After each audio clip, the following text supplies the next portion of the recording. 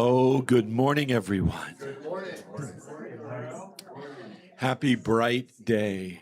What a gift to wake up to sunshine. So we have an important song to open with this morning. It's on page 22 in your songbooks. And I would encourage you to consider dancing along this morning. Page 22. I'll wait. We're going to let a couple of things settle down and then we'll dive right in and get started here. On page 22 in your songbooks, I release and I let go.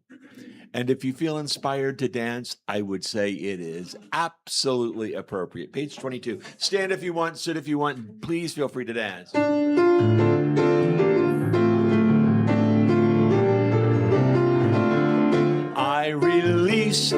I let go. I let my spirit run my life, and my heart is open wide. Yes, I'm only here for God.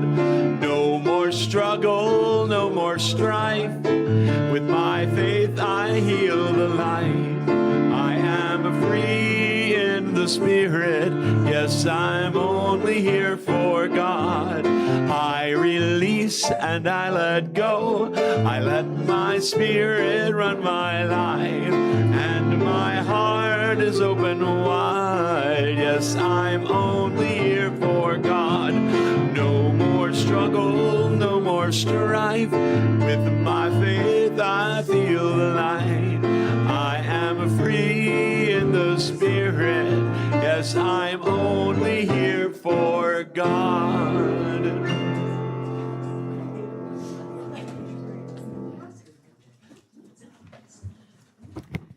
Good morning, everybody. Everybody safe in their homes or living somewhere else, I hope. I was looking at a fire map thinking, wow. And then Denise pulled up the state of Washington, and I went, oh my goodness, I think I should probably get this app. We evidently have a lot of fires going on in our state. So my heart is with all of you. I'm going to read a letter from the Grabowski family to the community. Dear family and friends of Barbara, Barbara's children have decided to keep things close and personal. A private gathering with immediate family to celebrate Barbara's life and spread her and Bob's ashes in lieu of a more public event like Bob's celebration. And just so you know, this was Barbara's wish. For all of you that attended Bob's celebration of life and got to speak to Barbara, that was her living memorial service, just so you know. That said, we'd love for all of you to honor Mom in a way that feels comforting and true to her spirit. We also know that in a time of grief, it can be difficult to make decisions or to think too much. So we have some suggestions. Take a glass of your favorite beverage and watch the sunset, and think of Barbara. She loved watching the sunset. Take a hike in the mountains. Listen to the birds, feel the winds in the trees, and take in the shape and beauty of the peaks. She loved mountains, especially Mahoney Butte at the end of Greenhorn Road. Have a party with a bunch of friends. Relish that time together. You know, Mom loved a party. Pack a picnic and head to the Sun Valley Music Festival, or find a classical music concert near you. Be silly with a baby.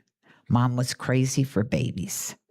Whatever you choose to do, however you choose to celebrate, know that Mom is right there with you, smiling and enjoying every moment.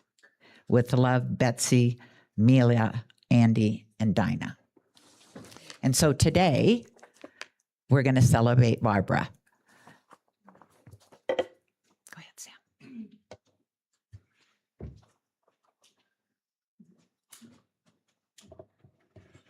Hello, I'm Sam Cannett. I'm the Leadership Council person of the day. And I'm putting the mic higher. And talk right So, I am adorned in Grabowski myself in honor of Barbara. And Bob was my teacher. I took foundations from Bob Grabowski a long time ago, and many other classes. I'd like to welcome everyone who's watching online.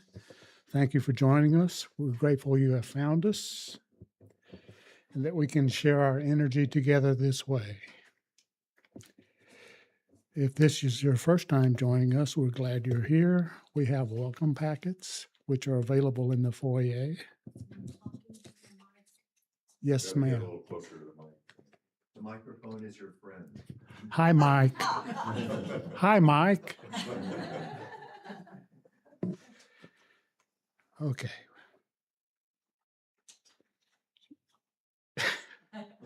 Okay, we have the Leadership Council Sunday Share. A great big yeehaw to everyone who came out to the barbecue last Sunday. We had a great turnout. We had 67 people and only one dog, but we so enjoyed seeing everyone in their best Western wear. And an extra special shout out to all those who helped set up and clean up and those who sponsored the event. We couldn't have done it without you. And some of the helpers are Jan Augustus, Sarah Gorham, Gail and Paul Dillon, Nancy Cannett, Amy Roberts, Bob Hawley, Bert Magel, Cynthia Lutkar, Marcia Mode Stavros, Angie and Todd Hunters, and all anonymous gifters.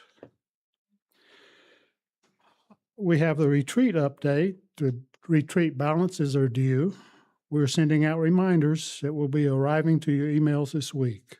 Please confirm your plans to join us next month at Camp Perkins. And because we will be at Camp Perkins August 21st through 23rd, our Sunday service will move from our location here at Light on the Mountains to Light on the Lake at Camp Perkins. The sanctuary will be closed here. Feel free to park here and carpool up to Camp Perkins to enjoy Sunday service outside in the open air. Suggested departure time 8 a.m. to get there from here. The service will start at 9:30 on the lake, and it's a wonderful place to have a service.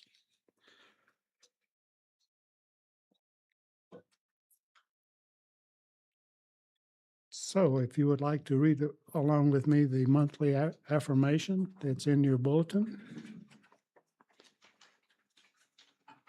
I speak with integrity, release what isn't mine, question my assumptions, and offer my best, knowing my best is enough. Thank you.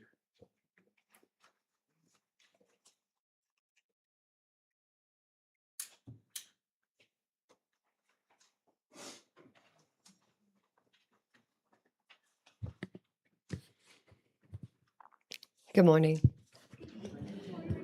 My name is Heidi Scherntanner, and I am your prayer practitioner today. First, I have to share that in honor of Barbara, I decided that I would try to wear something Barbara-ish. Except I had to change my clothes like 3 times today. And then, of course, I was driving here, drinking my coffee in white. And I thought of my own mother, who always has stuff spilled on the front of her. Anyway, as we join together to think of these wonderful people in our lives who are here still and who have moved beyond, Anne, it's so good to see you. I have thought of you all week, and you've been on my mind. So I'm glad to put eyes on you.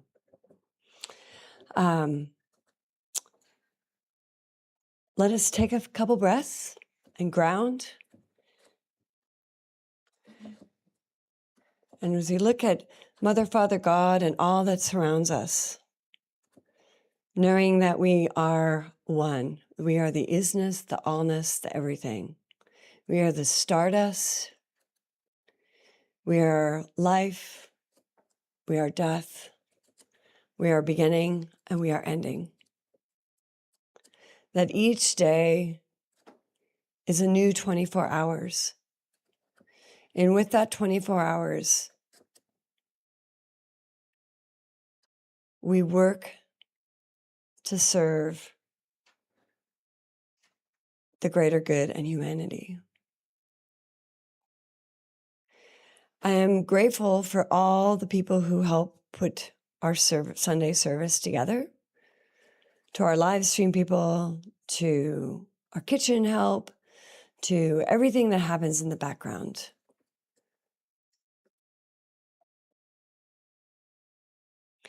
And I send out a special thank you to the Grabowski-Hollister family for creating a space that we could all come together, creating a liveliness and a community that we could call home.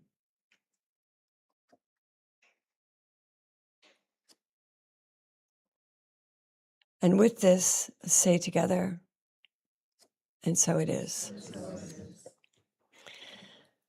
So, in the essence of Barbara, I am also sticking to my guns because we are working with the Four Agreements. And today's agreement, if any of you have studied this, can you remember what it is? This is the one that I'm like, oh yeah, I do the Four Agreements. I'm impeccable with my word. Sometimes. I never, I can't remember. Don't take anything personal. Never. I never take anything personal. And I always do my best. And the fourth one, oh, what is the fourth one? The fourth one is don't make assumptions. Third one, whatever. Well, the fourth one is as far as the fourth one that I don't remember is the third one. Don't make assumptions. Yeah. And that's what we're talking today. Because there's something really interesting when we experience loss. Of course, we miss, especially when we lose a cherished member of our family. We don't just miss them. We miss our own longevity, and we miss our own parents, or we miss our own lost shoe. We miss something. So in order to stay with don't make assumptions, just so you know, I got to work the ice show last night, which is really funny because it's now bringing me all the way back to almost all the jobs that I've ever done for Sun Valley Company. And I had this, and I was kind of reading through it, and I talked to one of the chefs. I talked to a couple tables. I talked to a couple individuals, and they're like, oh, the Four Agreements. There's a small book, like I can keep in my pocket? It's like, yeah, there's a small book. So I'm going with a little bookmark. So I'm going to read from Don't Make Assumptions, from the small book, the pocket-sized book. The third agreement, don't make assumptions. We have a tendency to make assumptions about everything. The problem with making assumptions is that we believe they are the truth. We make assumptions about what others are doing or thinking. We take it personally, and then we blame them and react by sending emotional poison in our words.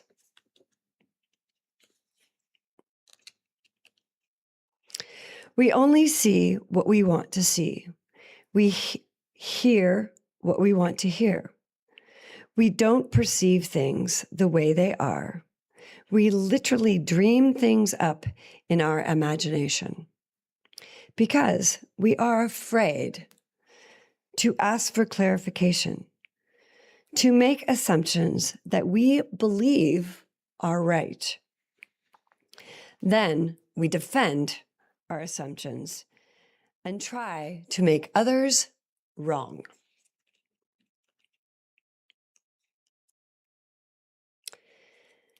The way we keep ourselves from making assumptions is to ask questions.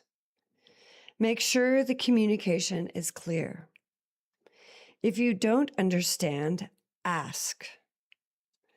Have the courage to ask questions until you are clear as you can be.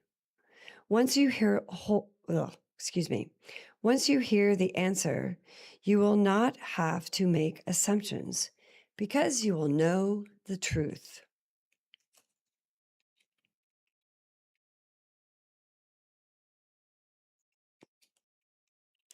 In society, we have agreed that it is not safe to ask questions. We have agreed that if people love us, They should know what we want and how we feel. When we believe something, we assume we are right about it to the point that we will destroy relationships in order to defend our position. But with clear communication, our word becomes impeccable. And if all our relationships start to change, not only will with our partner, but also with everyone else. Real love is accepting other people the way they are without trying to change them. If we try to change them, this means we don't really like them. Don't make assumptions. By making this one agreement a habit, our lives are transformed completely. What we need comes to us easily because Spirit moves freely through us. Magic happens in our lives. This is the mastery of love. This is the mastery of gratitude. This is the mastery of life. This is the path to personal freedom. And if there is anyone in the audience today who has not worked with the Four Agreements, I have a book for you.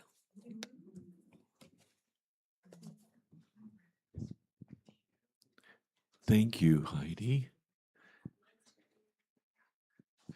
No, you were perfect in every way, like usual. Good morning, everyone. A thought of the day. I realize that some of you in the room and some of you watching online and some of you who will find this somewhere along the way didn't know Bob or Barbara. Sorry. But I bet you have a Bob and Barbara in your life. So as we use the names Bob and Barbara, you might insert whatever names fit. And as you discover who these people are with us, I bet you'll identify your own Bob and Barbara. But I was thinking about this yesterday as I was watching the apps and watching fire move, and I was not in the next zone to be on pre-evacuation, but at the very top of the zone below that. So it caught my attention. And I was thinking about this as I was in the kitchen fixing some food. I thought, Bob was always that ingredient that when you go, this needs something. And then Bob would walk in and sort of jump into the recipe, and you were like, that's exactly what it needed. It needed Bob. And Bob would sort of fuse into the recipe and make it better. That's not how I looked at Barbara. Barbara was the recipe, every ingredient, the pot that it was in, the fire that cooked it, and probably the kitchen itself. All just right. I was amazed at Barbara's ability to let you know exactly what she thought with a little tension in the corner of her mouth, a slight movement of an eyebrow, and eyes that got to your soul, grabbed your suspenders and said, are you listening to me? And while all of that was going on, I've never felt more loved. You know, because my third grade teacher, Miss Keeley, would sort of do the same thing with a lot of tension, a big eyebrow move, and eyes that said, you're going to do it my way, and big red earrings, and I was scared to death. Not with Barbara, but I always knew what Barbara wanted. Did I always agree with her? No. Did I most often do what Barbara asked?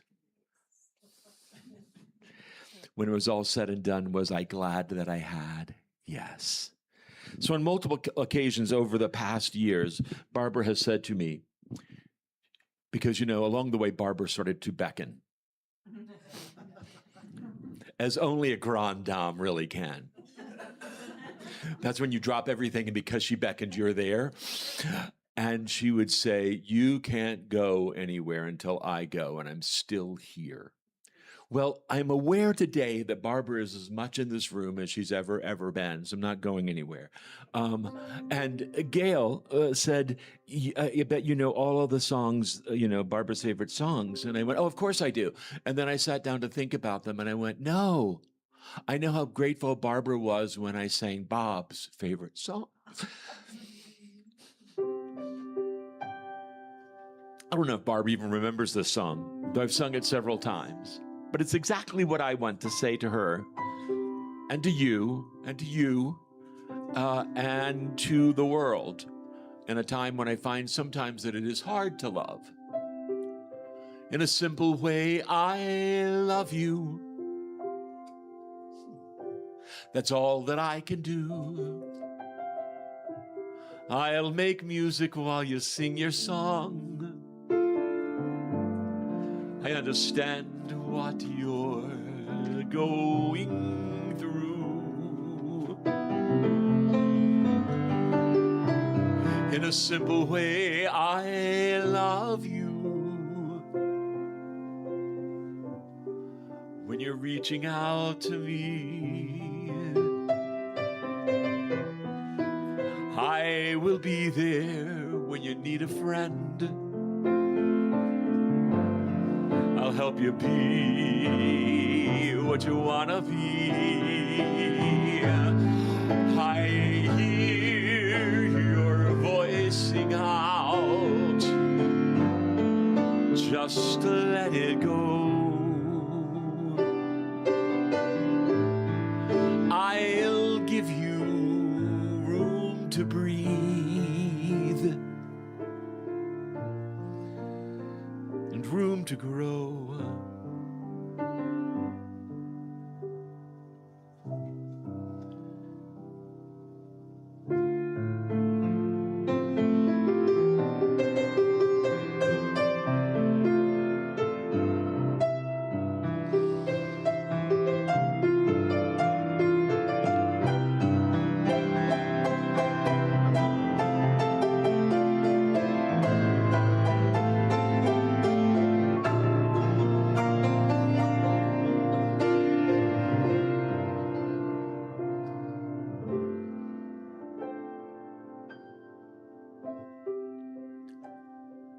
In a simple way, I love you. In a simple way, I love you. I'm here to see you through. I'll make music while you sing your song. While you do what you have to do, I'll be beside you, rain or shine. Love has many faces,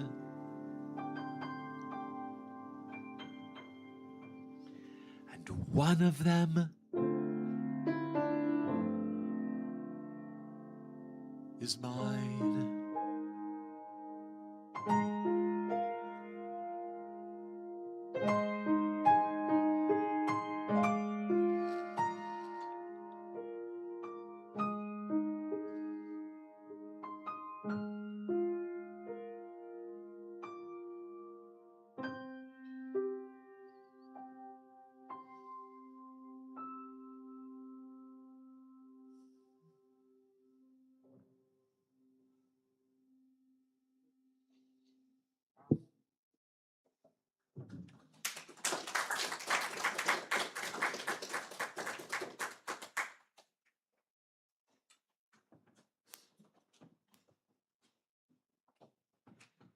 Good morning.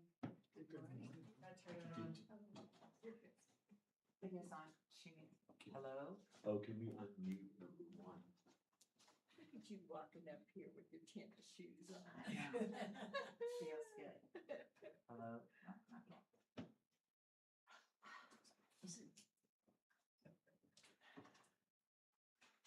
You gotta love it, huh?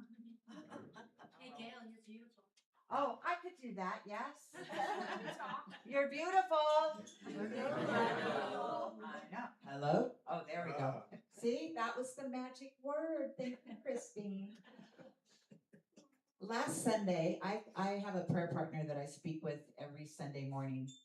We started because we both were pulpit ministers, and then when I quit being a pulpit minister, we still did it together because it's a good way to start your week and it's a good way to start the morning. And last Sunday, I was telling her how much love this community has. And I said, you know, that's what I want to get out to ministers that are looking for a home is I have never felt the kind of love I feel here, the kind of support I feel here. And she said to me, that's because of the Grabowskis. That they put the foundation, they built the floor. And that's never going to change. RL can never go anywhere because Barbara would haunt him. Yes. I know. I know. Because they, you know, it's their energy that we all carry in our hearts, whether you have known them for 30 plus years or like me, you only had the opportunity to be with them for less than a year. It's their energy that lights this place up. And the fact that they aren't here in physical form does not change that. And it never will change that. This community will always have that foundation of Bob and Barbara. And what I loved most about Barbara, along with the mouth and the eye, was her sense of humor. I remember at the stewardship gathering, and she was sitting out, and I was talking to her, and I leaned over and said something about Ernest Holmes, and she said, "Who?" And silly me, I walked right into it. I said, "Ernest Holmes." She goes, "Who?" And I went, "Oh." I said, "I'll save it, but I'm coming after you." And ever since then, we were really connected. You know, you meet those people, and it doesn't matter if you've known them for 30 plus years or if you only know them for 10 days. When you make that connection, you realize it really is a connection for life and forever. They are part of your soul family. And what I honor about Barbara is, yes, she was a queen. She was absolutely knew who she was and never faltered from that. And yet she loved Bob so much that when people talk about her, most of the time it's Bob and Barbara, right? Because that didn't bother her. That Bob became a minister first. Many of you might not have known that Barbara was a minister. She became a minister when she was 74 years old. And I believe she became a minister because as Bob started to lose his sight, Barbara needed to be there with him. And there were some meetings that only a minister could go to. And so I've made up this story, God love her, that she probably did that for him. And so, yes, we're all sad here because we won't get to see her anymore. But I imagine when she wandered through the veil to the other side and Bob was waiting for her, I bet that's the happiest she's been in a long, long time. So today, like we do with Bob, anybody that wants to share a moment or a verse or something from their heart about Barbara, we're turning over the mic and this place up here to all of you. And I just ask, so we don't have a train wreck, that you come in from this side, say your piece, and somebody will be standing there. And when you're complete, they'll walk up, grab the mic, and we'll exit that side. Somebody might make a mistake. That's okay. But we'll try to keep a little bit of order. And when we don't, we'll laugh out loud because Barbara loves to laugh. So who would like to be first? Evidently. But no, come on up, girl. I need tissue if someone could bring me. Here. Put it on. Piano, you're not the piano. Thank you, Carol. Excuse me. When I first came here, I used to sit more at the back. And I always saw her sitting right there right in front of the podium. And she was so alive. She was my model, not a role model, but she was my model for everything she personified. Her presence, her grounded presence. And she was an extrovert, always fashionably dressed. And when she was singing a song and moving and dancing. And she took the plate. I mean, she was everything that I was not, that I wanted to be. And she has big shoes to fill, definitely.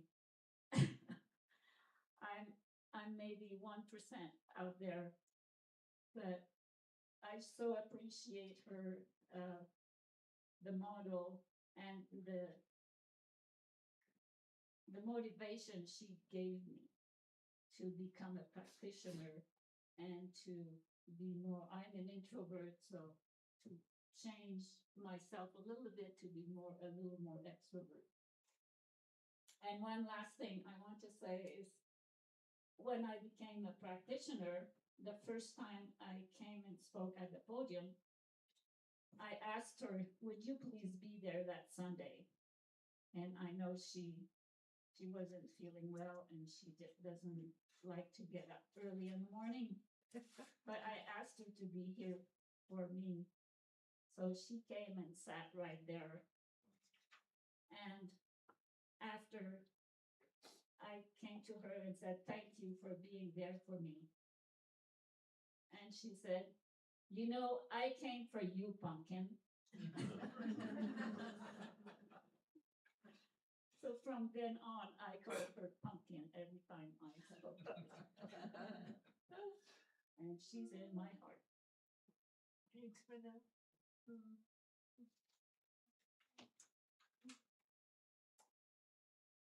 Well, I remember that John Moreland used to call her the Empress. And this picture, I love this picture because she has her crown on. She has that sparkle in her eyes that is there. She has her ring. She has her earrings that we would always talk to each other about. She was always so beautifully dressed. And as I was reading the community newsletter this week, it talked about the coming to meditate, and it said, start your Sunday in stillness, but I was thinking of Barbara, and I read it as start your Sunday in silliness. Because that is, she and I, over 20 years, would crack each other up. She would say something outrageous to me, and I would say something back to her, and she laughed with such abandon. I mean, I don't laugh like that with anybody else, actually. So I appreciate her warmth and taking us into this community when we were new. She's a very special person to me. Bert and I always talked about, who do you know that's really models what this philosophy teaches and is such a presence? And we couldn't think of a ton of people, but we always thought about Barbara and Bob.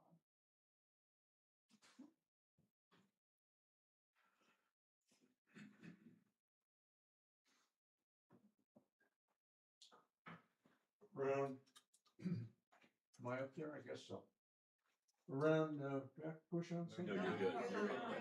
Is it working? Yes. Okay. We can hear. Around 2008, we were going through you remember the financial crisis and everything was coming in, and I arrived on the scene to be treasurer, or about to be treasurer. And I went to a meeting early on at the Grabowskis. And I wasn't sure with exactly what we needed to do or what, but I was just there to kind of pitch in, and I kept saying, I was throwing out ideas and I wasn't sure what people thought of them. And I would say, I'm only a newbie here, but here's what I think. And Barbara, with that twinkle that you're talking about, looked at me like, and she said, stop apologizing for being a newbie. But she said it with that warmth. And she just combined the ability to be disciplined and hardworking and loving and humorous all at once. And it was wonderful. And she's doing it right now, I think.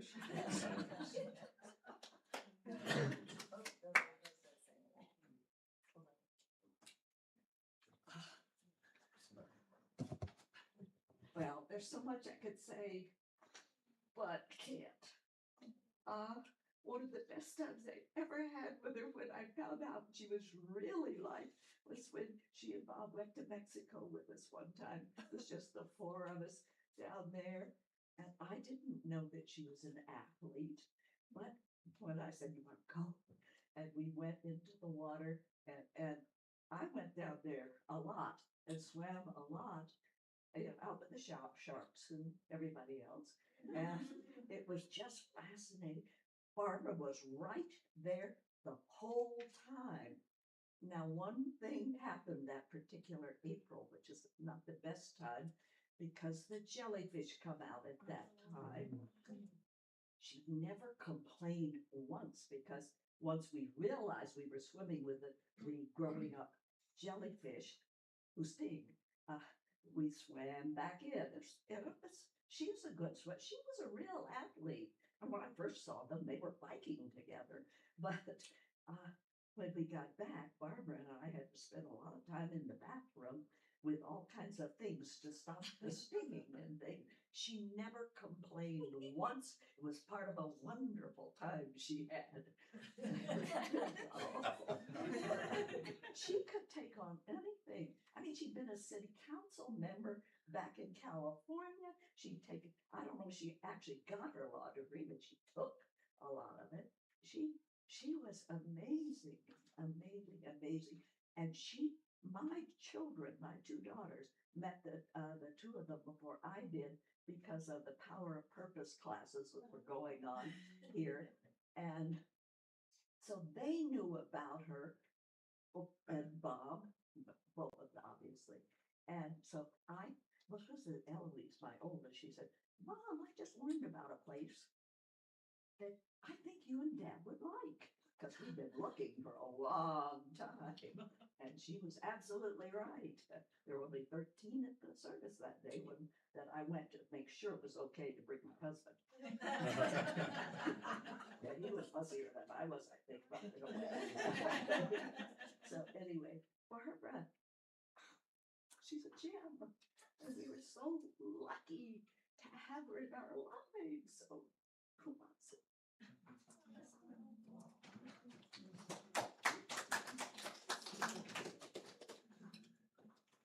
See, I came to Light on the Mountain the first time in August 1998. And Barb and Barbara were also there. That's where I met them. I started taking classes, and their energy changed my life. It was that simple. That and the classes. You're walking down a path, all of a sudden it goes like that. And I took the LOTM path, and here I am. Okay. It was the classes that were so important. And I took 3 trips to Europe with them. And They took me with you. Couple of them were about a month and a half long. First was Greece, Italy, traveling on a budget.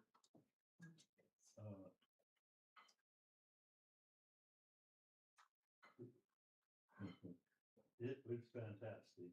But anyway, one time it was in Cinque Terre in Italy, traveling on a budget.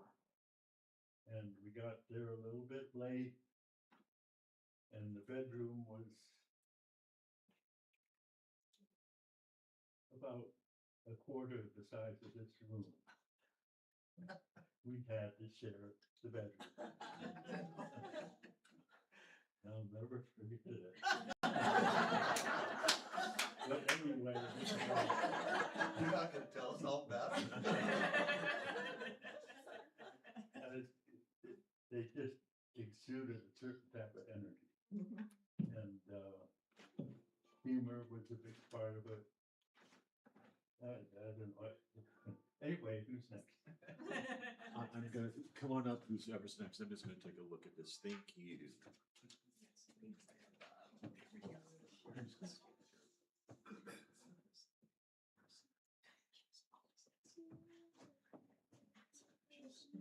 I want to share a little bit about this photo because Dinah was very gracious the other day and made a point to personally call a few of us.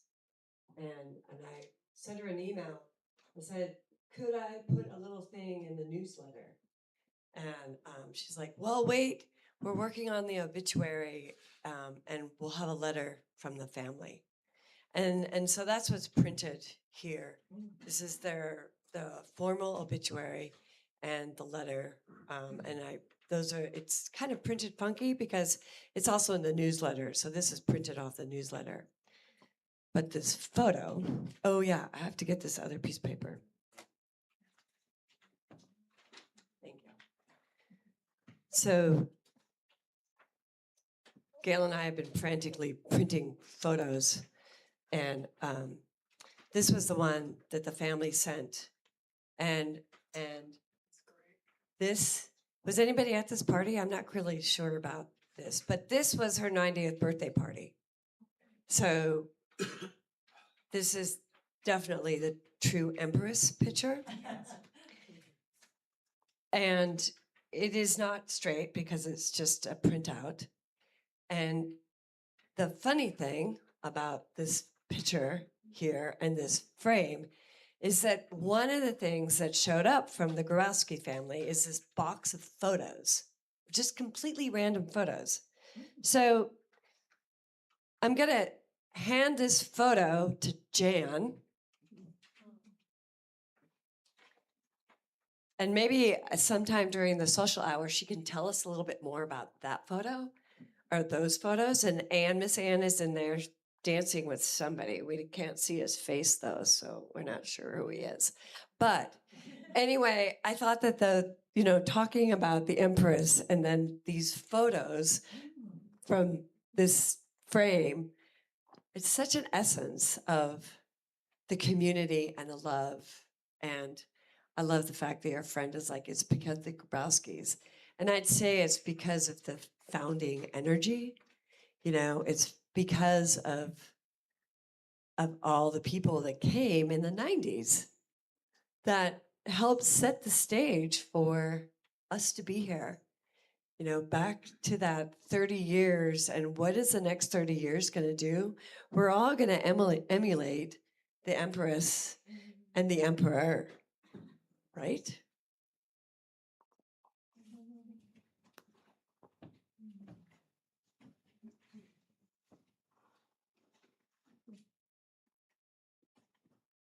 I could say a lot of things. I didn't spend a lot of time with Barbara, but I was in a men's group with Bob for 25 years. And we spent, they had a little get together every Christmas where us men and our spouses or partners, and came to many of those as Bob's better half. But anyway, you know, Steve Carlisle, who was here at early days of Light on the Mountains, when I sent the notice around that Barbara had passed, he said, "Oh, our den mother is gone." Kiki and I were trying to remember what a den mother was on the way here, but Barbara is always kind of, you know, in the background, which wasn't the background. You know, it was the cook in the kitchen, R.L. said. But the thing I remembered while we were sitting here and I was listening was I went up to see Bob the day before he died. And Barbara and I were there alone with Bob for 45 minutes sitting there. And Bob wasn't conscious at the time, but we didn't talk about Bob. What she talked about was, you know, I was on the leadership council at the time. How is Light on the Mountains? You know, do you have any money problem? I mean, she went through that kind of conversation for the better part of a half an hour. So even though she was the founder, one of the founding members, you know, she didn't get stuck in the founding member category. She was just as present and concerned and working on the transition that we're making right now as she was at the beginning. I wasn't here at the beginning, but whatever.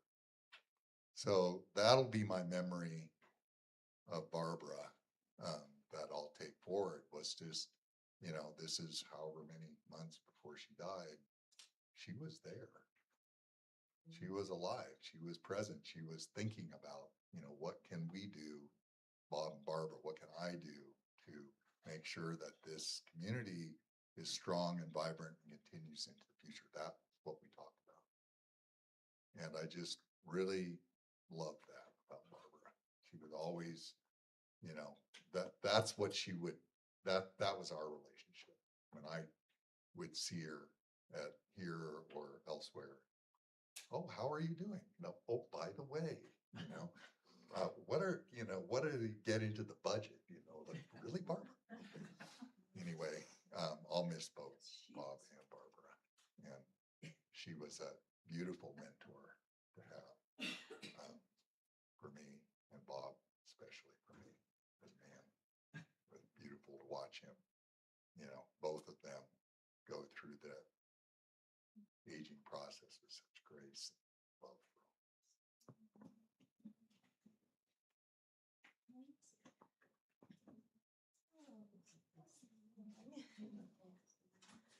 Oh, let's see. It's so sad. I didn't know. And it's so interesting. I just came in and saw this because I've been busy at all my shows, and and it's so interesting. When Bob passed, I'd also just got back in town and walked in, and I'm so grateful I'm here for the honoring of dear Barbara. And I'm so glad she's with Bob right now. I met them both back when I was in my mid-20s, in the middle 80s, up at Elkhorn, when we used to hold our we weren't Interlight Ministries then, but we were all studying this practice, Ernest Holmes. And so Bob and Barbara, they were like fairy godmother, godfather. Of course, I was enamored with Bob's jewelry, and you know, and Barbara, they held me, and what I learned instilled in me. I continued obviously till now. And when I moved to California in 2005, I continued that path. They were so much a part of that, introducing me and being part of the spiritual community. When I moved to Santa Cruz, I wound up going to another ministry, Inner Light Ministries. So, and yeah, Bob and Barbara, we had so much fun with Bob Jonas, and it was just this beautiful family. And I consider them like my matriarch, patriarch of my world, living in this town since 78. And you too, Anne, you guys you're the queens, you and Barbara are. And a big reason why I come back when I'm in town, and I come here so that I can be around all my people that I've known forever, and so respect and high regard you and Barbara and Bob. And I'm going to miss them a lot, and I know they're nearby.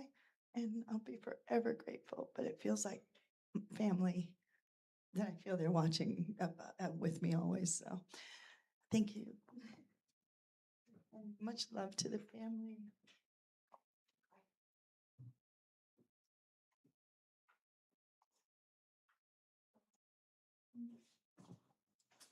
Well, somebody brought this up. Who is that? That's what, no, this is me. I'm in a couple of these pictures. I have no idea where this is from. I recognize Sharon Williams in one of the photos. And anybody else? I have no idea. Anyway, Bob and Barbara, they were like my parents. I mean, I've known them since 1990. And they were just always there, you know.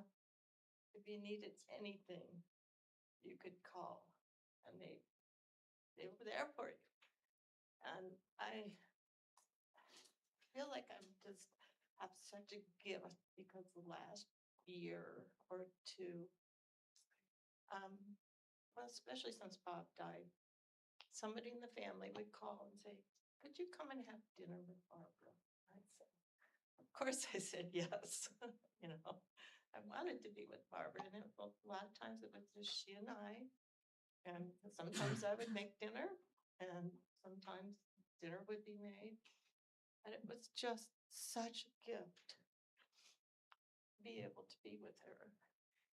And then, I mean, all the years, so many stories about going skiing to the Bench Lakes yurt together in 1990 something, and going to the yurt, Bob Jonas's yurt, many years, getting in the hot tub with them and making the fire in the hot tub, and all those are great memories. But the last year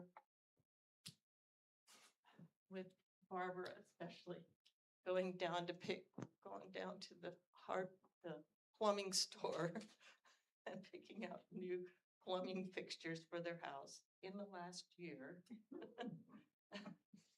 And, you know, just so many memories, and I just love them both.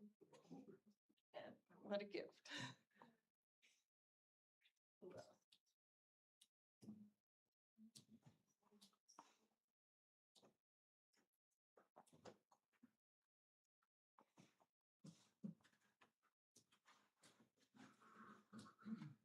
I think you all know how much I hate public speaking, but I have to do this for Barbara because she's so inspiring.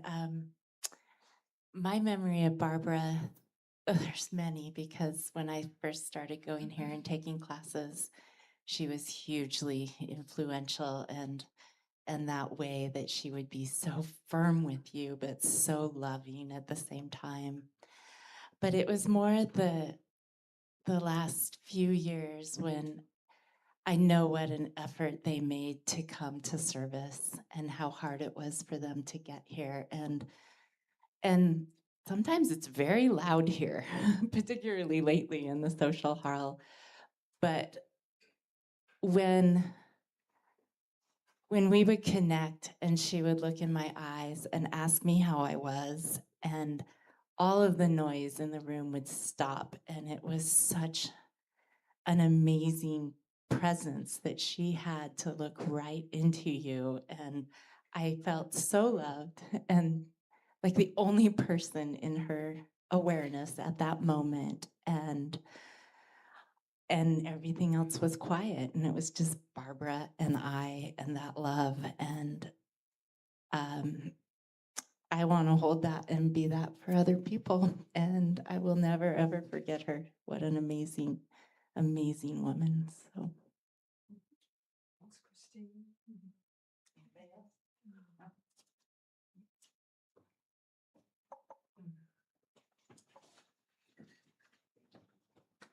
And so let's just take a moment and breathe all of that in.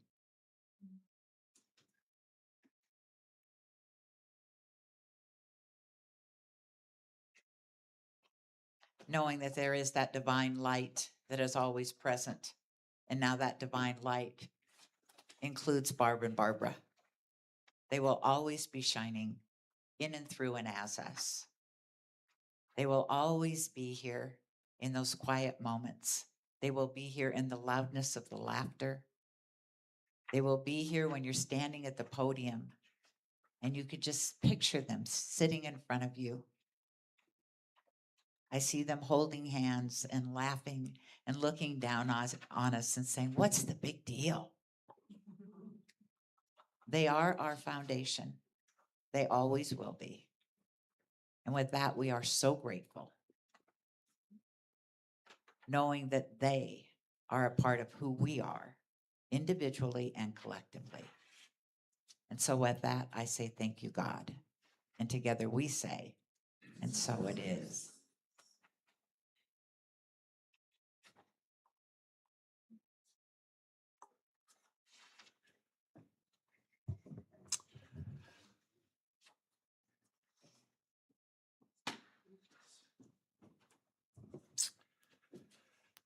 Well, let's wrap it up, and it's time.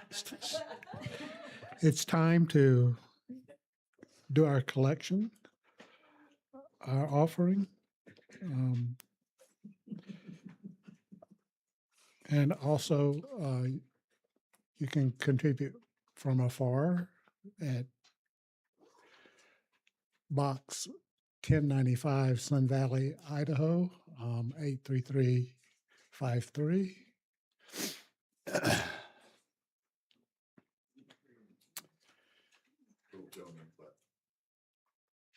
And oh yeah, there's a donate when you back out of the broadcast.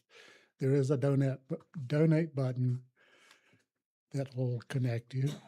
You can also contact us at lightonthemountains.org. And for us in the room, we're going to pass the basket. We have an offering card if you are a regular contributor. And is there anything else? Pardon? The offering. Oh yes. The blessing is on the announcements, and it goes something like this.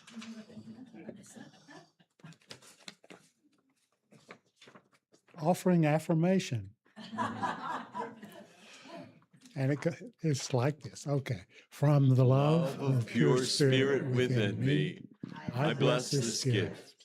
I send it forth to heal, bless, and prosper. It It is evidence of my faith, gratitude, and belief. It does good work in the world and returns to me multiplied abundantly. Thank you. I remember the first words that Barbara ever said to me. She said, "Who are you?" You can be anything that you wanna be. You can go anywhere that you wanna see. A little hard work and you can do it. Faith will get you through it. So many possibilities. You gotta believe it, see it, and you can be it. The answers were all inside yourself. The universe has plenty of space, and the gift that you gave to the whole human race is that we're all made of stars. We're all made of dreams. No matter who you are, you can do what you want. Go where you like. Be who you wanna be. 'Cause we're all made of stars. We're all made of dreams. No matter who you are, you can do what you want. Go where you like. Be who you want to be.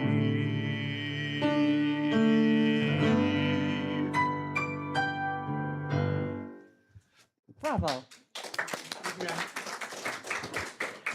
Oh, and so just knowing that all of these gifts are given with that love and that intention, and knowing that it does good work for this community and beyond.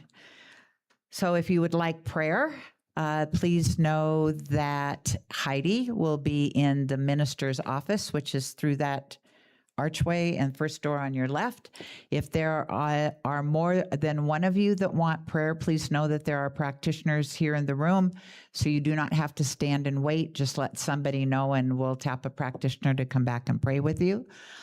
The rest of us can meet in the social hall and tell more stories and maybe do a little jig for Barbara or whatever. I know Nancy was dancing, so I love that. Thank you, Nancy. And with that, we'll turn it back over to RL and let him close us out. Page 6 in your songbooks is this wonderful song by a former congregant here, Eve Hart. And when I first started playing here, this was in the order of service every Sunday. We sang it right in the middle of the service. It's called Yes. Page 6. Let's stand together if you're up for it, and we'll close out.